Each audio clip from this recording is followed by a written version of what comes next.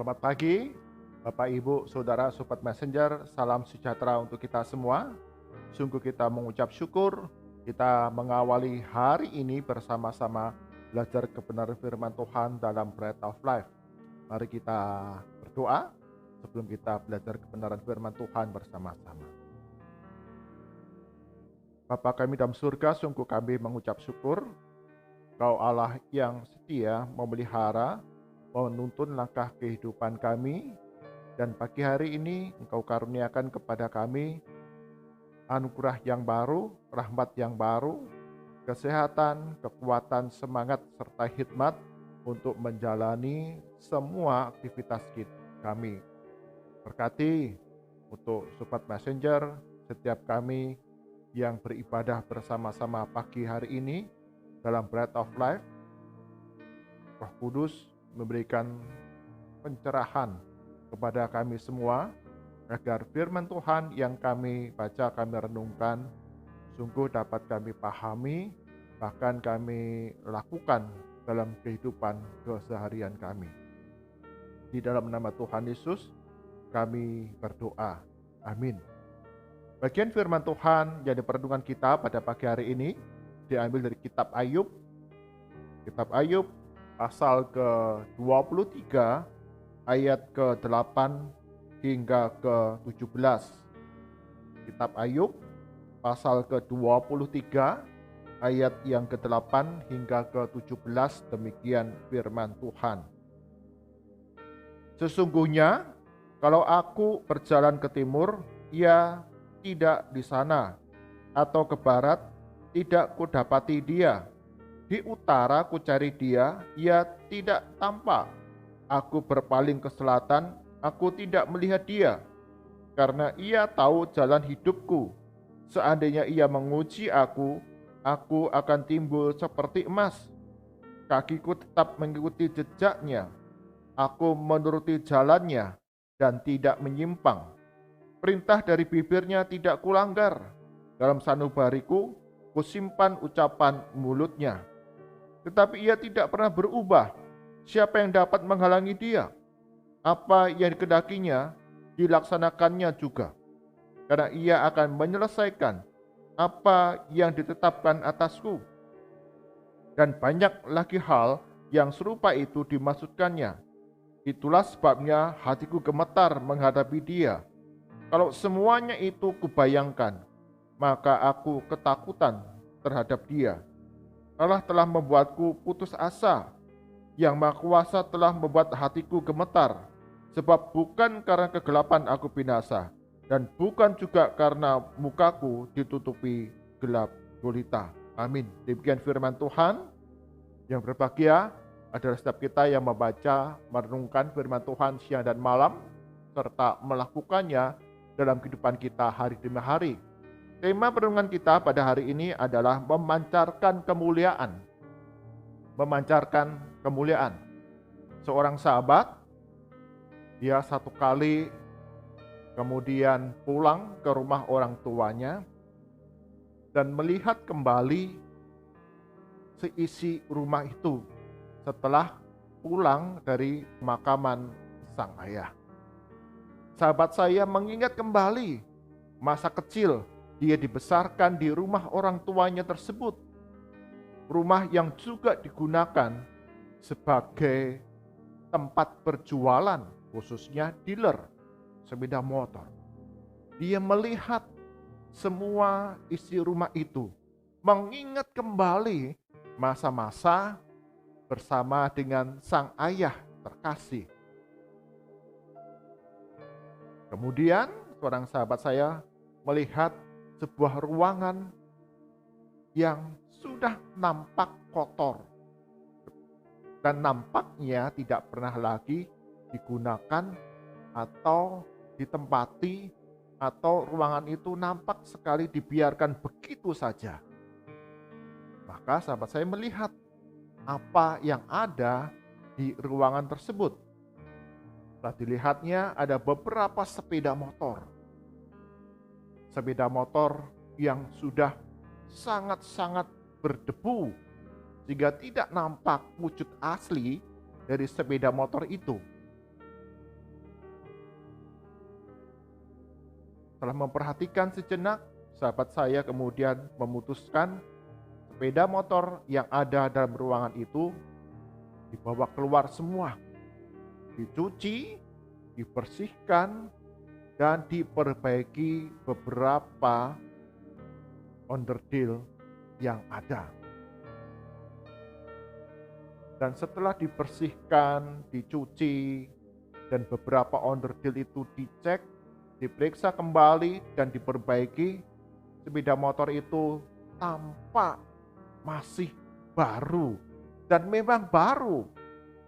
Sepeda motor yang waktu itu tidak laku dijual. Tapi setelah dibersihkan, dicuci, diperbaiki beberapa onderdilnya tanpa ada penggantian, kemudian ketika ditampilkan, difoto dan di-share di media sosial, banyak orang menjadi tertarik. Sepeda motor yang populer 20 tahun yang lalu, tahun 2000-an, ternyata masih baru, masih asli mesinnya, dan tampak bagus dan indah. Setelah sebelumnya nampak kotor dan sangat berdebu. Tetapi setelah dibersihkan, dicuci, diperiksa kembali mesinnya, diperbaiki, banyak orang kemudian menjadi tertarik karena motor itu memancarkan keindahan, memancarkan satu daya tarik bagi orang-orang yang suka koleksi sepeda motor untuk kemudian dibeli dan dimiliki. Bapak Ibu, saudara-saudara sobat messenger, demikian juga kita orang-orang Kristen. Kita punya panggilan dalam kehidupan kita sebagai murid-murid Kristus adalah memancarkan kemuliaan Yesus Kristus, Juru Selamat kita. Namun, dosa sudah tinggal dan diam di dalam diri kita. Dosa ini yang membuat kita seperti lapisan debu yang kotor.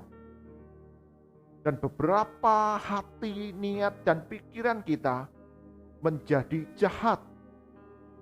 Sama seperti sepeda motor tadi, tampak sangat berdebu dan kotor.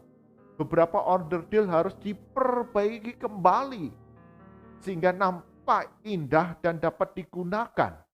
Demikian juga kita orang-orang Kristen. Kita dahulu adalah orang-orang yang dikatakan di dalam kitab Efesus oleh Paulus adalah orang-orang yang sudah mati. Dosa itu nampak begitu buruk. Tetapi ketika kita dicuci, dimandikan di dalam anugerah Yesus Kristus, maka kita dipulihkan kembali, memiliki kemampuan potensi untuk memancarkan kemuliaan Yesus Kristus, Juru Selamat kita. Bagian firman Tuhan yang kita baca adalah kitab Ayub. Kita tahu Ayub adalah orang yang saleh kehidupannya. Orang yang setia untuk melakukan kebenaran firman Tuhan. Orang yang kaya pada zamannya. Dan bagian firman Tuhan yang kita baca, Ayub sedang membela diri di hadapan Tuhan Allah atas segala bencana, kesulitan, penderitaan yang dialaminya kepada Tuhan. Ayub protes kepada Tuhan Allah atas segala peristiwa yang dihadapinya. Kehilangan anak-anak, kekayaannya direnggut, habis sama sekali. Ayub mengalami penderitaan, bukan saja kesedihan, kedukaan kehilangan anaknya, tubuhnya sendiri pun dikatakan penuh dengan penyakit dan borok yang begitu gatal sekali.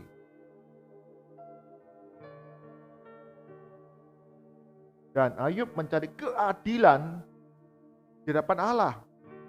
Bagian firman Tuhan yang kita baca dikatakan, aku mencari ke timur, ke barat, ke utara, dan ke selatan, tidak kujumpai Tuhan Allah.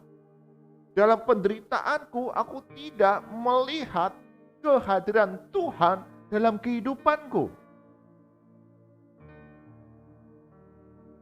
Bapak Ibu, saudara-saudara, sobat messenger, Allah seringkali memakai berbagai pencobaan dan tekanan hidup ini untuk dapat membersihkan, menyucikan, menguduskan kita dari kotoran ketidaktaatan, kotoran pemberontakan, kotoran keegoisan, kotoran akan kesombongan, kotoran atas dosa-dosa dalam diri kita. Ayub mengalami banyak penderitaan dalam kehidupannya. Tapi kemudian dia disadarkan bahwa di dalam setiap apa yang terjadi dalam kehidupannya, Tuhan Allah tetap berdaulat. Tuhan Allah tetap memegang kehidupan Ayub. Karena itu, percayakan kehidupanmu pada masa-masa di mana engkau banyak mengalami berbagai pencobaan, kesulitan, penderitaan. Percaya bahwa Tuhan Allah akan menolong, campur tangan dalam kehidupanmu. Maka kita lihat di sana, ada sesuatu yang kemudian terbalik di dalam ayat yang ke-10.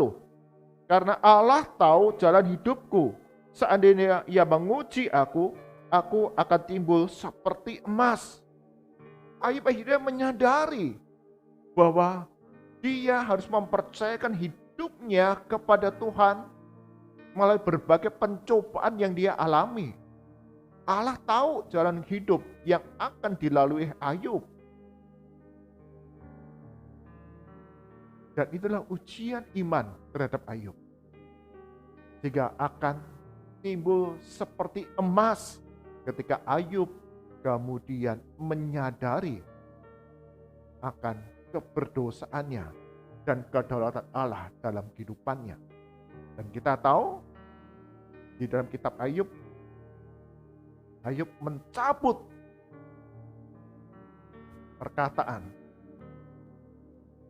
yang sudah diucapkannya kepada Allah, mencabut segala keluhan, pemberontakannya kepada Allah, dan mempercayakan hidupnya kepada kasih Allah yang besar, yang berdaulat, yang memimpin jalan kehidupannya, dan mempercayakan hidupnya kepada pertolongan Tuhan. Dan ada berkat Tuhan yang dicurahkan. Bapak, Ibu, saudara-saudara yang terkasih dalam Tuhan Yesus, Paulus pun di dalam kitab Roma mengajarkan kepada kita, setiap orang-orang percaya, bahwa kesengsaraan itu menimbulkan ketekunan, tahan uji, pengharapan, dan kepercayaan melalui Roh Kudus yang akan menolong menuntun langkah kehidupan kita hari demi hari. Melalui kesulitan, melalui berbagai pencobaan itulah iman kita diuji, diri kita kemudian dibentuk, disucikan, dikuduskan sedemikian rupa sehingga punya karakter yang semakin serupa dengan Yesus Kristus. Seperti mutiara tidak dapat dipoles tanpa gesekan. Demikian juga manusia tidak dapat disempurnakan tanpa kesulitan. Karena itu, Bapak, Ibu, Saudara, Sobat Messenger, dalam kehidupan kita yang penuh dengan berbagai pencobaan, berbagai kesulitan, tantangan, dan penderitaan,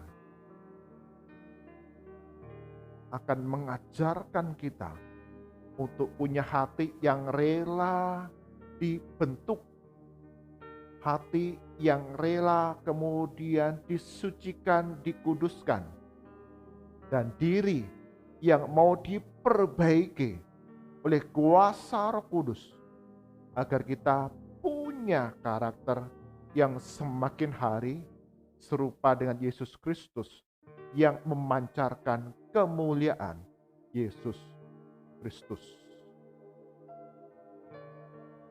Seorang sahabat sejak muda, dia adalah seorang remaja yang nakal.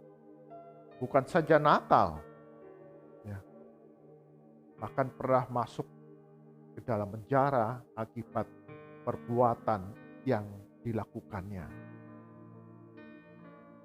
Tapi justru ketika dia ada di dalam penjara itulah, di dalam sebuah ibadah yang dilaksanakan, sahabat saya ini mengalami pertobatan. Dia mengakui bahwa hidupnya hanya untuk diri sendiri. Hidupnya penuh dengan dosa, egois, dan tidak peduli akan keberadaan Allah. Sahabat saya dibesarkan oleh orang tua yang rajin beribadah di gereja kepada Yesus Kristus. Tapi sahabat saya memberontak kepada Tuhan. Sejak peristiwa pertobatan itu, kehidupan sahabat saya ini berubah. Dia rela untuk dibentuk serupa dengan Yesus Kristus. Ketika dia keluar dari penjara, tidak mudah untuk kemudian diterima kembali oleh masyarakat. Orang tuanya, ayah dan ibunya mengasihi, selalu mendampingi di dalam masa-masa sulit, ketika ditolak oleh masyarakat, ketika dicibir, dihina oleh warga lingkungan rumah, direndahkan. Tapi sahabat saya menyadari segala kekurangannya. Rasanya ingin memberontak, rasanya saya ingin marah kepada mereka yang merendahkan. Aku sudah berubah, tapi mereka tidak percaya. Aku ingin marah, tapi ingat kembali akan kasih Yesus Kristus yang mau menangkap saya, orang yang jahat ini. Dengan sabar, dengan tetap menunjukkan karakter yang serupa dengan Kristus, yang sabar, yang lemah lembut, yang penuh belas kasihan. Sahabat saya ini kemudian hari demi hari keberadaannya mulai dapat diterima oleh masyarakat lingkungan di mana dia tinggal. Bahkan kelak dia menjadi seorang hamba Tuhan.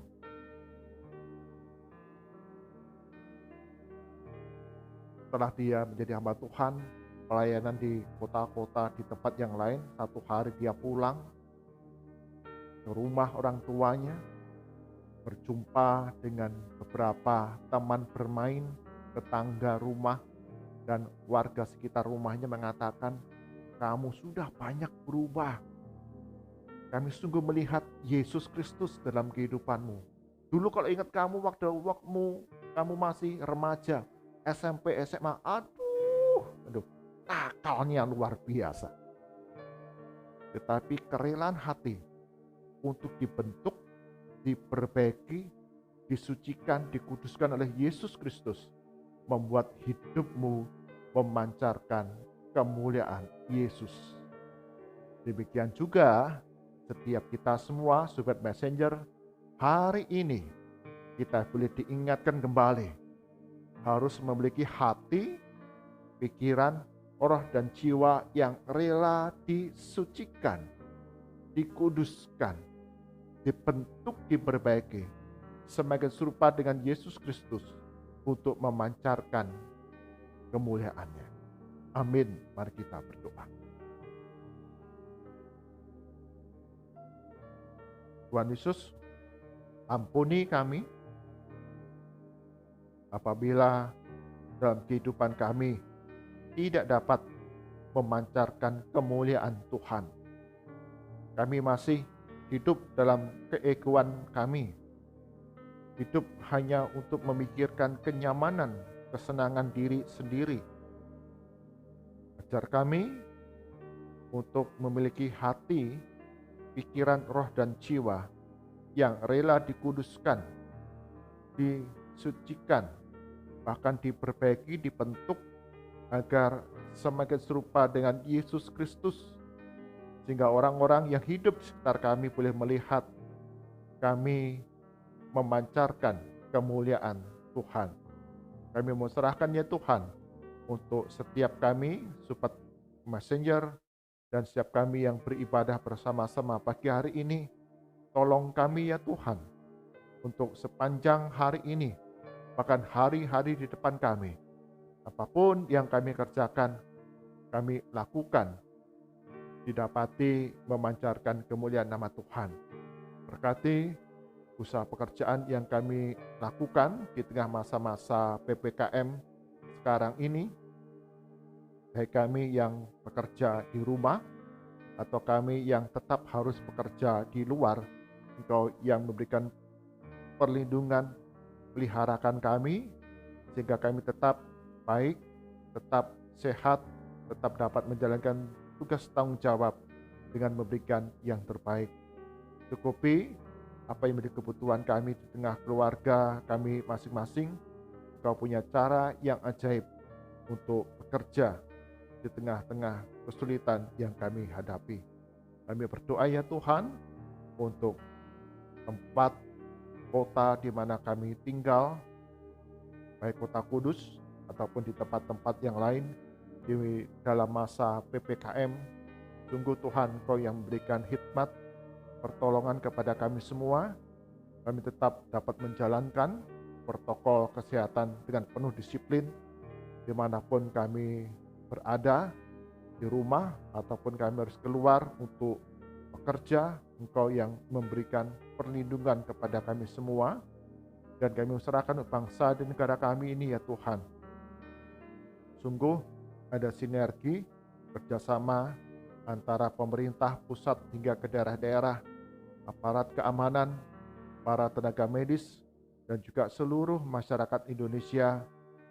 Kami bersama-sama untuk menjalankan protokol kesehatan dengan penuh disiplin, menjalankan kewajiban kami untuk saling memperhatikan, saling menolong, sehingga setiap sebangsa setanah air kami, mereka yang terpapar harus menjalani isolasi mandiri.